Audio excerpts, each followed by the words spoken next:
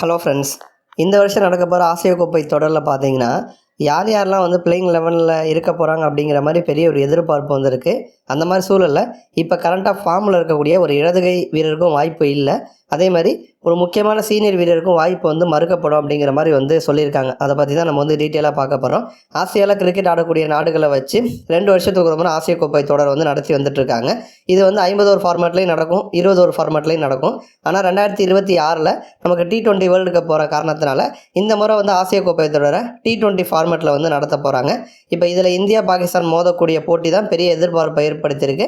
அந்த போட்டி வந்து செப்டம்பர் 14ஆம் தேதி வந்து நடக்குது. இப்போ இந்த ஆசிய கோப்பை தொடருக்கான இந்திய அணியில் எடுத்துக்கிட்டோன்னா இங்கிலாந்து தொடரில் ஆண்டர்சன் டெண்டுல்கர் தொடரில் சிறப்பாக விளையாண்ட பிளேயருக்கு இந்த தொடரில் வாய்ப்பு கொடுப்போம் அப்படிங்கிற மாதிரி தான் வந்து நம்ம தேர்வுக்குழு வந்து சொல்லியிருக்காங்க. அதுக்கேற்ற மாதிரி தான் ஆட்களையும் வந்து தேர்வு பண்ணிகிட்டு இருக்காங்க. பட் அந்த மாதிரி இங்கிலாந்து தொடரில் நல்லா ஆடின போதிலுமே கூட ஜெய்ஸ்வாலுக்கு வந்து வாய்ப்பு கிடைக்காது அப்படின்னு வந்து சொல்லப்படுது. ஏன்னா தொடக்க வீரர்களுக்கான அந்த ஒரு இடத்துல பார்த்தீங்கன்னா இப்போதைக்கு சுமன் கில், அபிஷேக் சர்மா, சஞ்சு சாம்சன் இவங்க 3 பிளேயர்ஸ் வந்து இருக்காங்க.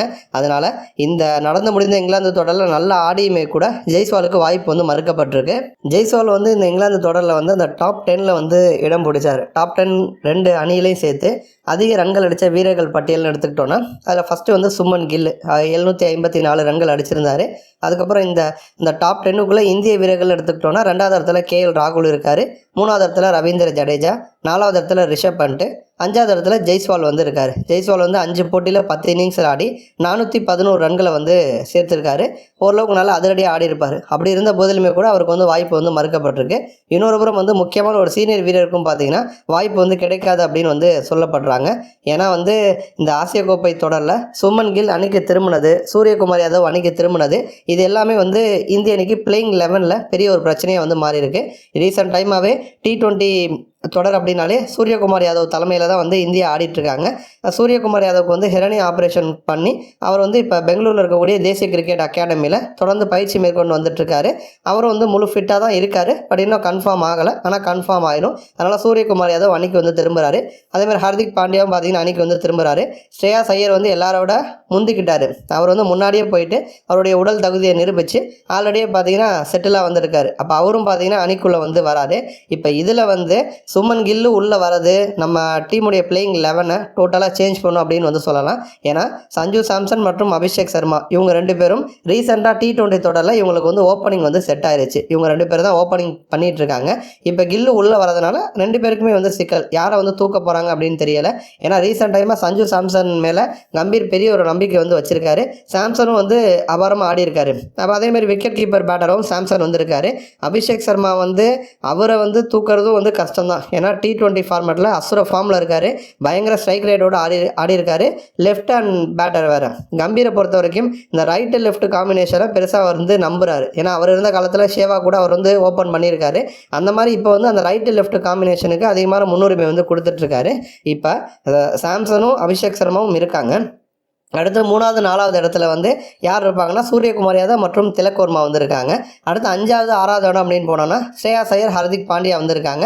அடுத்து 7வது இடத்துல இன்னொரு ஸ்பின்னு போடக்கூடிய ஒரு ஆல்ரவுண்டர் வந்து வருவார். அடுத்து 8வது இடத்துல ஒரு முழு நேர ஸ்பின்னர் வருவார்.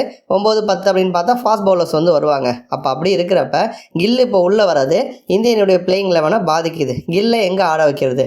கில்லை 3வது இடத்துல ஆட வச்சா திலக் வர்மா ரீசெண்ட் டைமாக 3வது இடத்துல நல்லா ஆடிட்டுருக்காரு. இல்லை சூரியகுமார் யாதவ் அந்த இடத்துல நல்லா ஆடிட்டுருக்காரு. அப்போ அவங்கள வந்து பின்னாடி தள்ளணும். அப்போ அவங்கள பின்னாடி தள்ளனா எக்ஸ்ட்ரா ஒரு பவுலர் ஆப்ஷன் நமக்கு வந்து கிடைக்காது. அப்போ கில்லை உள்ளே கொண்டு வரணும் அப்படின்னா ஒரு பிளேயரை வெளில அனுப்பி ஆகணும்.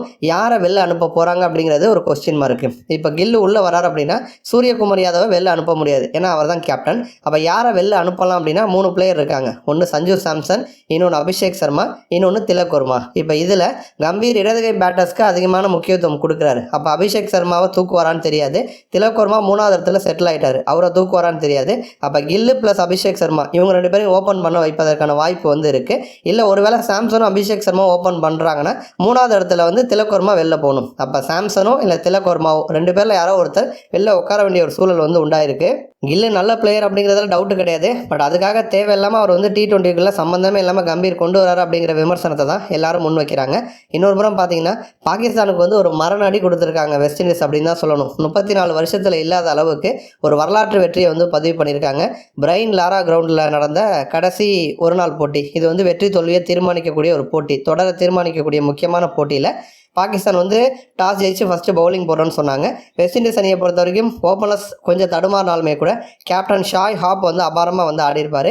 அதேமாதிரி அவருக்கு வந்து ஜஸ்டின் கிரீவ்ஸ் வந்து நல்லா சப்போர்ட் பண்ணி கொடுத்துருப்பாரு. இப்போ ஷாய் ஹாப் பார்த்தீங்கன்னா 120 ரன்கள் சேர்த்திருப்பாரு.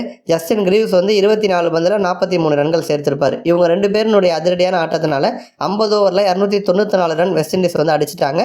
ஓடிஐயில் இது வந்து கொஞ்சம் கஷ்டம்தான். அப்போ அடுத்து பாகிஸ்தான் களமிறங்கினாங்க. ஆரம்பமே வந்து அதிர்ச்சி தான். ஏன்னா வெஸ்ட் இண்டீஸ் பவுலரான ஜெய்டன் சீல்ஸ் அவர் வந்து பயங்கரமாக பால் போட்டிருப்பார். டாப் ஆர்டரை டோட்டலாக காலி பண்ணிட்டார். ஏன்னா தொடக்க வீரர்களான சயீம் அயூப், அப்துல்லா ஷஃபீக் மற்றும் கேப்டன் முகமது ரிஸ்வான் இவங்க 3 பேர் பார்த்திங்கன்னா ரன் எதுவும் எடுக்காமல் ஆட்டமிலேருந்து வெளில போயிருப்பாங்க. அப்போ 8 ரன்னுக்கே 3 விக்கெட் போயிருச்சு. அதுக்கப்புறம் பாகிஸ்தானால் மீண்டு வரவே முடியலை. அணியில் வந்து நம்பிக்கை நட்சத்திரமாக இருக்கக்கூடிய பாபர் அசாமும் 9 ரன்களில் வந்து ஆட்டம் இழந்துட்டார். இதனால் அடுத்தடுத்து விக்கெட்ஸ் போயிருச்சு. 29.2 ஓவரில் வெறும் 92 ரன்னுக்கு ஆல் அவுட் ஆகிட்டாங்க. வெஸ்ட் இண்டீஸ் 202 ரன்கள் வித்தியாசத்தில் அபாரமாக வந்து ஜெயிச்சிருக்காங்க.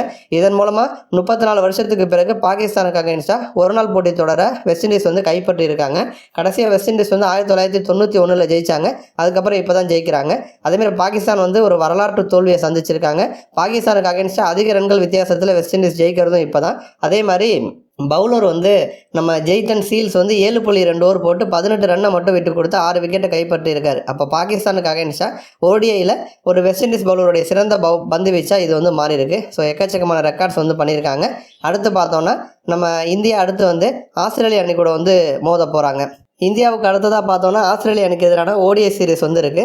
அக்டோபர் 19ஆம் தேதி இந்த 3 போட்டிகள் கொண்ட ஓடிஐ தொடர் வந்து நடக்க போகுது. இப்போதைக்கு வந்து ரோஹித் சர்மா, விராட் கோலி இவங்க 2 பேருமே மே மாதத்துக்கு பிறகு கிரிக்கெட்டில் ஆடாமல் இருக்காங்க. கிட்டத்தட்ட 4 மாதம் ரெஸ்ட்டில் தான் இருந்துட்டு இருக்காங்க. அப்போ டேரெக்டாக இவங்களை வந்து ஆஸ்திரேலியா தொடரில் ஆட வச்சோம் அப்படின்னா சிக்கலாக மாறும் அப்படிங்கிறதுக்காக ஆஸ்திரேலியா ஏ அணிக்கு எதிராக ஆட வைக்க போகிறாங்க. அப்போ வந்து இந்தியாவுக்கும் ஆஸ்திரேலியா ஏ அணிக்கும் இடையான போட்டி செப்டம்பர் 30ஆம் தேதியில் இருந்து ஸ்டார்ட் ஆகுது. முதல் ஒரு 3 போட்டிகள் கொண்ட ஓடிஐ தொடரில் வந்து பங்கேற்க போகிறாங்க.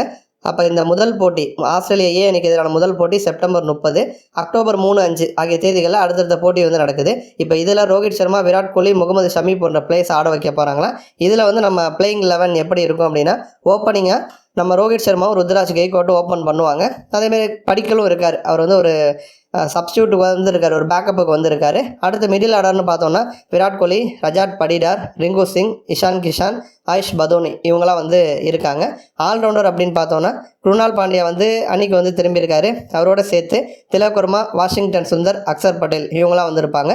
பவுலர்ஸ்னு பார்த்தோன்னா முகமது ஷமி, அன்ஷுல் காம்போஜ், கலீல் அகமது, துஷார் தேஷ்பாண்டே இவங்களாம் இருப்பாங்க. ஸ்பின்னர்ஸ் கேட்டகரியில் சாய் கிஷோர், யுஸ்வேந்தர் சஹால் இவங்களாம் வந்து இடம் பிடிச்சிருக்காங்க. நன்றி.